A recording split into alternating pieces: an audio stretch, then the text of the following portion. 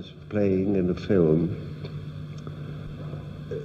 at Universal, and James Whale was the director of Frankenstein, and he saw me in the makeup, rather in the lunchroom, and I had my best makeup on, a straight makeup, and what I thought was my best suit. I was playing a different kind of part.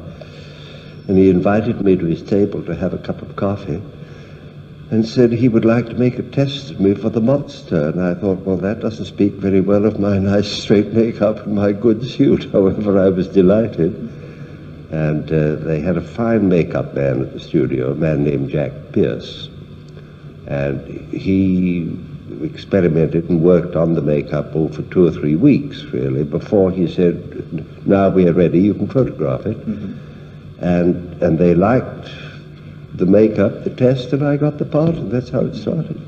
How did you make out with Frankenstein? Did you like the person you had to interpret? Oh yes, it was a great challenge and tremendously interesting, because here was a completely helpless, inarticulate, lumbering, helpless creature in a strange and hostile world without speech, and he had to communicate to people, and it was a challenge to find some way to do it.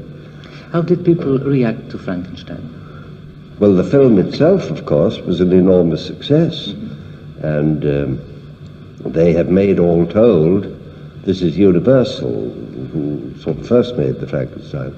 They've made, all told, I suppose, at least a dozen of them. Mm-hmm. But I only played the monster in the first 3, mm-hmm. because I felt there wasn't much left to do in the character. It was getting less and less and less.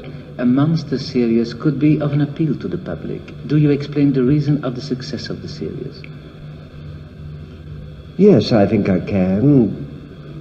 We know that fashions in plays and in films and in stories change. They go in cycles, then they die out, then they come back again. But this kind of story, not of necessity the monster, but this kind of story seems to go on forever. And I've often wondered if the real reason isn't that it's the oldest kind of story in the world, really, that it has its roots very deep in the legends and the fairy tales and the folklore of every race in the world, and has a universal appeal. And I think that's why they go on, mm-hmm. in one form or another. Now, they go on without you because you only made the first 3. Don't you regret the monster tales?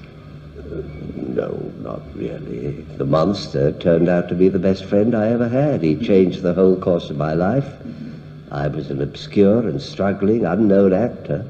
Then all of a sudden I get this marvelous opportunity handed to me with all the help and assistance that I could ask for.